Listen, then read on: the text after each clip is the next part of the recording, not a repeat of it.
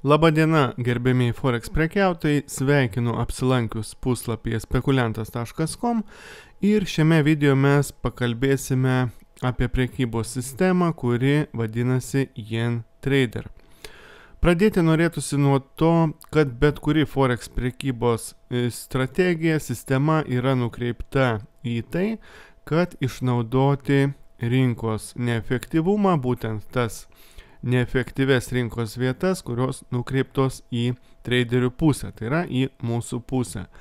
Ir ši prekybos sistema, apie kurią mes šiandien pakalbėsime, būtent ir demonstruoja šias prielaidas kaip jokia kita. Sistema yra pagrįsta valiutų koreliacija, šios sistemos pagrindas ir širdis yra valiutų koreliacija ir mes prekybai pasitelksime būtent šią idėją. Vėliau pamatysime, kaip tai atrodys. Platforma MetaTrader 4, kadangi čia pas mus pozicijų atidarimui bus naudojamas pagalbinis robotas, jis veikia tik MetaTrader 4 platformoje.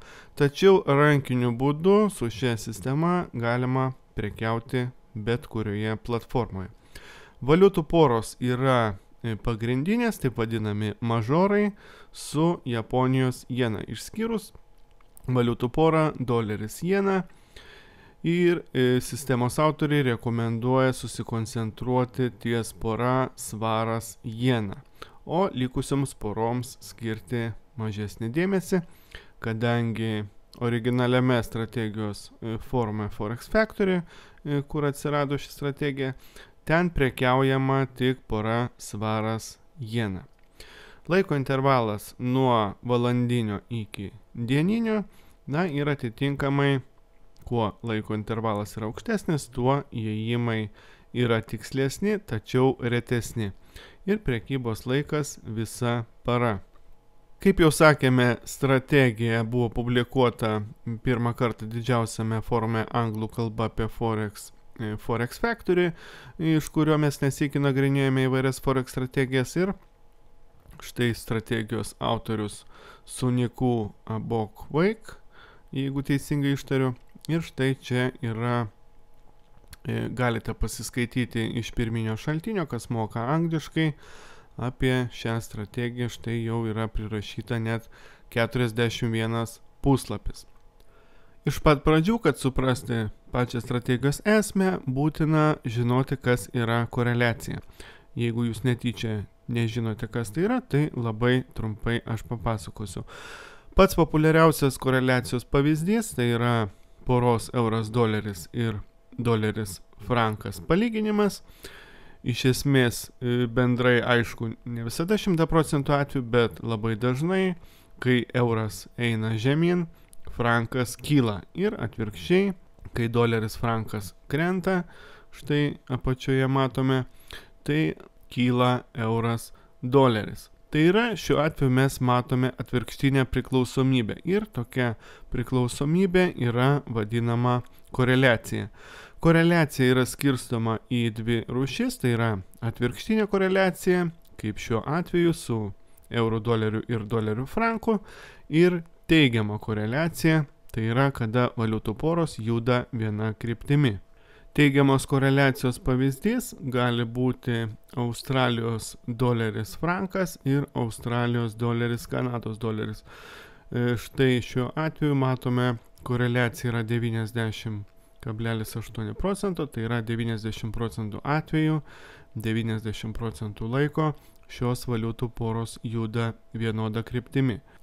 Štai pasižiūrėkime, kaip atrodo šios poros grafikuose. Štai šių valiutų porų dieninis grafikas, ir tikrai matome, kad grafikai žinoma nėra identiški, bet kryptis labai ir labai dažnai sutampa. Valiutų porų koreliacijų lentelę jūs galite rasti puslapyje myfxbook.com. Reikia pasakyti, kad koreliacija yra dalykas kintantis, jisai su laiku keičiasi, ir štai valiutų porų koreliacijas galite rasti šiame servise, correlation skyriuje, ir kryžminiu būdu, štai suvedant valiutų poras, pamatyti, kokia procentinė išraiška poros koreliuoja tarpusavyje. Jei procentinis dydis yra teigiamas, reiškia valiutų porų koreliacija yra teigiama, jos juda tą pačią kryptimi. O jeigu reikšmė yra minusinė, vadinasi koreliacija yra neigiama, atitinkamai poros juda priešingai. Ir tokiu būdu galima išryškinti tas valiutų poras, jų priklausomybę. Ir atitinkamai, jeigu procentinis dydis yra labai mažas, reiškia jokios priklausomybės nėra. Štai pavyzdys Australijos doleris ir Kanados doleris, priklausomybė pas šias valiutų poras 13%, vadinasi tik 13% atveju jos juda vienodai. Na, apie valiutų koreliacijas gal kada padarysime atskirą video pamoką. Na, o dabar pereiname prie pačios strategijos idėjos. Mes lyginsime mažorų judėjimus, tai yra pagrindinių valiutų porų, su valiutų pora doleris jena. Faktiškai ieškosime tų momentų, kai mažorų judėjimas sutampa su valiutų poros doleris jena judėjimu ir tuo momentu sandorius atidarysime jau krosuose, tai yra valiutų porose, kurios yra išvestinės iš pagrindinių. Lyginsime. Tarkime, žiūrėsime į porą svaras doleris ir lyginsime jį su pora doleris jena. Ir kai tik šios poros abi auga, mes perkame porą svaras jeną. Tai yra išvestinė pora iš šių dviejų valiutų porų. Na, pabandykime pasiaiškinti pavyzdį, kad būtų aiškiau. Jei mes pasižiūrėsime į valiutų porą svaras doleris ir koreliaciją su Japonijos jena, pamatysime štai 61% atveju šios valiutų poros juda vienodai. Būtent tokiu metu mes pirksime arba parduosime porą svaras jeną. Na, kad būtų aiškiau, įsivaizduokime, yra svaro dolerio grafikas ir yra dolerio jenos grafikas. Ir jeigu mes atsidarysime šios grafikus terminale, tai pamatysime, kad kažkokio į akis krentančio panašumo nėra pastebima. Žodžiu, šios valiutų poros juda iš esmės skirtingai, gyvena savo gyvenimą. Tačiau kas vyksta, kai pradeda augti pora svaras doleris? Vyksta tai, kad kyla svaras brangsta. O kai auga dolerio jenos grafikas, kas vyksta? Krenta jena. O kai vienu metu auga svaro kaina ir tuo pačiu metu krenta jenos kaina, tai mes galime daryti prielaidas, kad tuo metu auga valiutų pora svaras jena. Taigi, kai kyla svaras ir tuo pat metu kyla doleris jena, mes perkame valiutų porą svaras jena. Analogiškai taip pat yra ir su kitomis valiutų poromis. Tai yra, jeigu tai būtų euras, kai kyla pora euras doleris ir tuo pačiu metu kyla doleris jena, tai mes perkame porą euras jeną. Pardavimams viskas atvirkščiai. Ir lygiai taip pat su Australijos doleriu. Kai auga AUD USD ir tuo pačiu metu auga USD JPY, mes perkame AUD JPY. Na, su franku ši sistema veikia nelabai gerai, kadangi frankas po Šveicarijos banko intervencijos tapo ne pati adekvačiausia valiuta, tačiau jeigu norite, aišku, galite paeksperimentuoti. Tačiau franko atveju mums reikės, kad pora doleris frankas kristų, o doleris jena augtų. Tai yra atvirkščiai. Ir tokiu atveju mes pirktume porą frankas jena. Logiškas klausimas, o kaipgi mes nustatysime, kada kaina auga, o kada krenta. Tai darysime labai paprastai, žiūrėdami į prieš paskutinę žvakę ir tuo pačiu naudodami filtrą, tai yra seną gerą slankųjį vidurkį.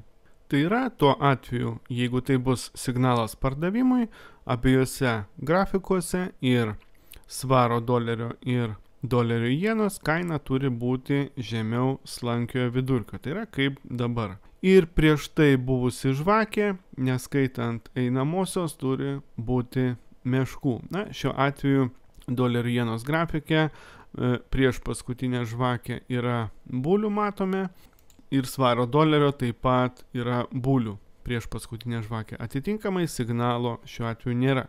Jeigu abiejose grafikuose būtų meškų žvakės prieš paskutinės, tokiu atveju būtų signalas parduoti porą svaras jeną. Valiutų porą, kuri yra išvestinė iš svaro dolerio ir dolerio jenos. Taip pat esant pageidavimui galima imti ne tik prieš paskutinę žvakę, o 2 arba 3 paskutinės. Na, o stopas ir take profitas pas mus bus nefiksuoti, o skaičiuojami pagal indikatorių ATR, kuris rodo vidutinį tikrąjį kainos diapazoną. Ir taip pat galima bus naudoti slenkantį, tai yra trailing stopą. Kaip rašo strategijos autoriai, ATR šioje strategijoje yra naudojamas nepaprastas, o suvidurkintas, sakykime taip, normalizuotas. Tai yra įmamas ATR prekiaujamo laiko intervalo, tarkime, stopas pagal ATR ant M30 bus 26 punktai ir įmamas aukštesnis ATR ant dieninių grafikų, kur gaunasi 332 punktai. Ir atitinkamai 332 yra traukiama iš kvadratinės šaknies ir dalinamas iš 30, tai yra esamo laiko intervalo. Ir gauname štai 47 punktus. Štai toks yra suvidurkintas ATR. Tai yra jis padaromas kiek didesnis, nes standartinis esamas šiam laiko intervalui būtų 26 punktai. Jis būtų tikėtinai per mažas ir toks stopas būtų tikėtinai išmuštas. Jei prekiaujama H4 laiko intervale ir H4 ATR yra 102 punktai, o mėnesiniuose 1070, atitinkamai iš 1070 traukiama kvadratinė šaknis ir dalinama iš H4 laiko intervalo, tai yra iš 240 ir gauname rezultate 80 punktų. Na, aš nesu labai geras matematikas, iš principo formulė yra matome forume, galite pastudijuoti patys išsamiau, bet bendrai mes gauname tai, kad ATR reikšmė einamo laiko intervalo yra per daug didelė arba per daug maža. Tai suvidurkintas ATR ją šiek tiek padidina arba šiek tiek sumažinama. Na, kalbant bendrai, šios reikšmės tiesiog yra labiau optimizuojamos pagal šią strategiją. Ir štai tokią suvidurkintą ATR reikšmę mes naudosime kaip multiplikatorių mūsų stopui ir take profitui. Kaip jau sakėme, prekybos sistemos įėjimai bus vykdomi per pagalbinį robotą, tai yra mes patys sandorių rankomis neatidarinėsime, o tai darys robotas. Ir dabar aš paaiškinau sistemos principą, o jau tikslius parametrus, ATR multiplikatorius, kiek žvakių atgal žiūrėti, kokį slankų vidurkį naudoti, čia yra jau jūsų kaip traderių užduotis. Kągi, pereikime prie pačio roboto. Šis robotas yra diegiamas kaip ir bet kuris kitas, instrukcija ir video yra mūsų portale, kas nežino. Čia viskas yra išsamei paaiškinta, todėl problemų šioje vietoje neturėtų iškilti. Ir ant kokiosgi poros mes kabinsime robotą. Robotą kabinsime ant tos poros, su kuria mes prekiausime. Tai yra ant išvestinės svaras jena, būtent kroso. Primenu, labiausiai rekomenduotina pora šiai strategijai, į kitus krosus praktiškai galima nekreipti dėmesio, nors teoriškai jais taip pat galima prekiauti. Jeigu parinksite gerus parametrus, tai tikrai drąsiai galima eksperimentuoti. Laiko intervalą pasirenkame H1, galima rinktis žinoma ir mažesnį, bet nerekomenduotina, kadangi rezultatai gali būti prastesni. Kabiname robotą ant grafiko ir štai atsiranda nustatymai, kuriuos mums reikia nustatyti. Na, kadangi išsamei nustatymai yra aprašyti straipsnėje, šiuo atveju aš tik atkreipsiu dėmesį į kai kuriuos mano manymu svarbiausius. Taigi, Magic Number unikalus roboto numeris, kuris leidžia robotui atskirti savo orderius nuo kitų robotų. Primenu, rankinių orderių numeriai yra lygus 0. Toliau, fiksuoto loto nustatymą, jeigu norite prekiauti fiksuotų lotų. Trečias parametras siūlau atkreipti labai didelį dėmesį, kadangi čia yra procentinis skaičiavimas nuo balanso pagal užstatą. Tai yra, nereiškia, kad užsidarius nuostolingam sandoriui bus prarastas 1 procentas nuo depozitų. Čia bus prarasta daugiau, todėl iš tikrųjų reiktų statyti kažkur 0,5 procento ar net mažiau, bet ne 1. Toliau laiko intervalas, čia laiko intervalas, kuriame robotas dirba. Loop back bars. Tai yra, kiek žvakių robotas turėtų žiūrėti atgal. Čia, jeigu tarkime nustatysime 3, tai robotas žiūrės jau paskutinės 2 žvakės, nes einamoji neskaičiuojama. Na, čia taip pat galite eksperimentuoti. Toliau slankaus vidurkio periodas pagal nutylėjimą yra 34, tačiau galima eksperimentuoti atsižvelgiant į laiko intervalą ir taip pat čia galima keisti slankaus vidurkio tipą.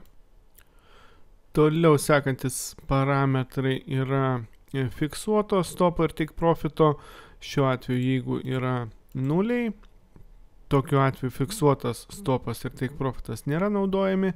Na, o jeigu norite eksperimentuoti su fiksuotų stopų ir take profitų, čia įrašote reikšmės naujaisiais punktais. Tarkime, jeigu norimas stopas būtų 50 punktų, reiktų rašyti 500. Štai tokiu būdu. Jeigu take profitas norimas, tarkime, 500 punktų, reikšmės būtų 5000 ir taip toliau. Sekantis parametrai yra stopas, take profitas, slenkantis stopas ir pervedimas į nenuostolio zoną pagal ATR multiplikatorių, apie kurį jau kalbėjome, kuris skaičiuojamas pagal tam tikrą normalizacijos formulę. Tai štai šiose vietose taip pat galima eksperimentuoti. Stop loss multiplikatorių, tarkime, vietoj 2 įrašant 5. Take profitą taip pat galima sumažinti iki, tarkime, 8 ir taip toliau pridėti trailing stopą, tarkime, įrašant 2 ir pervedimą į nenuostolio zoną. Žodžiu, čia šiose vietose taip pat galima eksperimentuoti. Na, ATR periodas yra 21 diena. Tokie būtų šio roboto svarbiausi parametrai, kuriuos verta atkreipti dėmesį. Na, kiti parametrai yra mažiau svarbus. Maksimalaus spredo dydis, praslydimo, ECN sąskaita, jeigu turite, tokiu atveju galite pažymėti. Reversal mode buvo padarytas specialus parametras, skaitant Forex Factory forume, buvo pageidavimas įdėti atvirkštinį metodą tiem šalininkam, kurie galvoja, kad jeigu strategiją apversti aukštyn kojom, tokiu atveju jinai bus pelninga. Na, taip pat savotiškas laukas eksperimentams. Kągi, su nustatymais daugmaž išsiaiškinome, plačiau apie juos galite pasiskaityti straipsnėje. Nieko šiuo atveju aš nekeisiu, viską paliksiu pagal nutylėjimą kaip yra. Spaudžiame OK ir matome veidukas šypsosi, reiškia robotas veikia. Robotas sandorius atidarinėja pagal šią strategiją nedažnai, todėl reikia turėti kantrybės. Na, o dabar imkime ir pasižiūrėkime, kaip robotas veikia praktiškai, savaime aišku, strategijų testeryje istorijoje. Kągi, pasižiūrėsime, kaip robotas atidarinėja sandorius vizualinėme režime, istorijoje, pagal standartinius nustatymus, o jau nustatymus kiekvienai valiutų porai aš paliksiu jums, kadangi, kaip žinoma, kiekvienas traderis bet kokią strategiją, kokia jį bebūtų, turi prisitaikyti pagal save. Na ir štai vizualiniam režime iš karto matosi, kad stopai yra nedideli, matome štai šiose vietose, o take profitai yra ženkliai didesni, keletą kartų didesni ir tai, kaip žinome, leidžia, štai matome, sandoris užsidarė pelningai, o nedidelis stopas štai į viršų suveikia. Ir matome, dideli take profitai mums leidžia gauti keletą nesėkmingų sandorių iš eilės, keletą stopų, tačiau su kaupu kompensuoja mums tuos nuostolius bei atneša pelną. Štai matome, koks ilgas sandoris ir užsidarė pelningai. Atitinkamai sąskaitos balansas kyla į viršų. Na, dėja, terminalas MetaTrader 4 testavimo metu neleidžia mums matyti, kas vyksta kitose grafikuose, šiuo atveju svaro dolerio ir dolerio Japonijos jenos, na, bet terminalas gali tik taip pat tuos duomenis gauti ir matyti, ir robotas atitinkamai juos mato ir apdoroja. Na, štai matome, pagal standartinius nustatymus balansas gražiai kyla į viršų.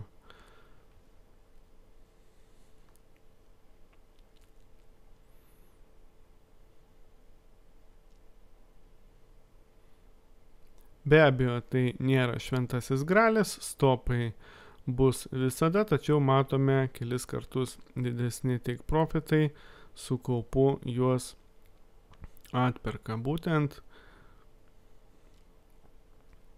dėl šios statistinės idėjos, dėl valiutų koreliacijos, matome, kad idėja gerai veikia.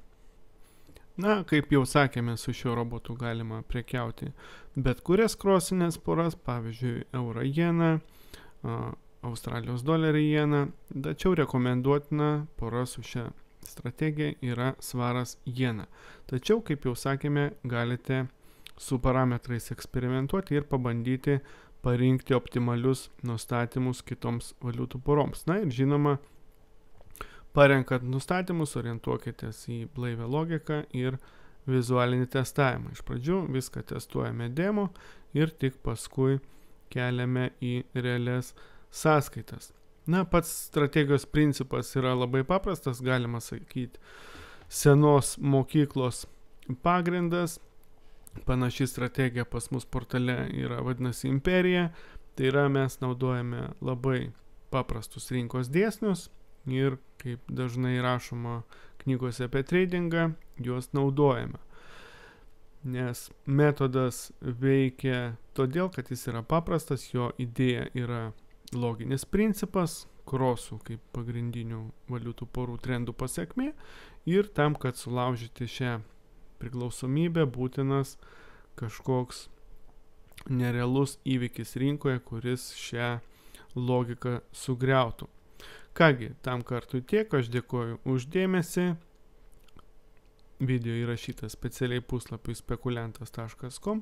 Iki pasimatymo kitose video pamokose.